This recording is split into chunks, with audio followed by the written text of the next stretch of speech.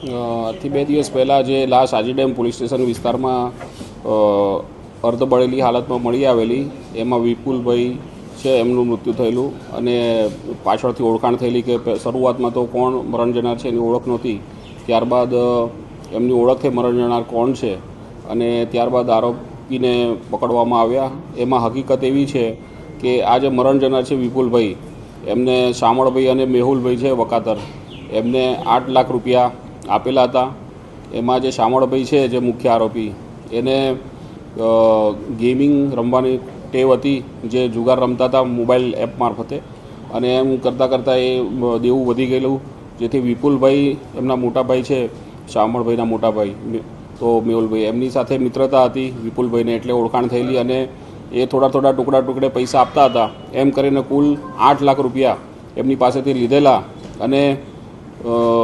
અવારનવાર વિપુલભાઈ દબાણ કરતા, પોતાના પરત પૈસા આપવાની દબાણ કરતા. આમની પાસે પૈસા ન હોવાના કારણે આરોપીઓએ પ્લાનિંગ કરીને રિક્ષામાં બેસાડી આરોપીને અને રિક્ષાના જે ક્લચનું જે સળિયું એ છે તાર, એના વડે ગળે ટૂંપો દઈને મારી નાખેલો રિક્ષામાં અને લાશને પછી અવાવરૂ જગ્યાએ સગેવગે કરીને તેને પુરાવાનો નાશ કરવા માટે પેટ્રોલથી છાંટીને એમને બાળી દેવામાં આવે. મોબાઈલની કઈ એપ્લિકેશનમાં જુગાર રમતા હતા એ હાલ તપાસ ચાલુ છે, એ તપાસ દરમિયાન ખુલશે. ષડયંત્ર તો એમાં એવું છે કે જે પૈસા બાબતનું જે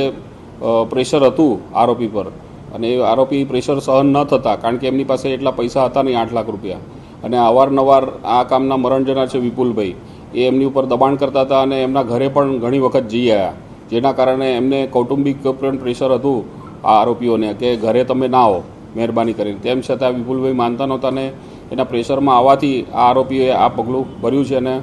ખૂન જેવો ગુનો કર્યો છે અને એનો પુરાવાનો નાશનો ગુનો કર્યો છે.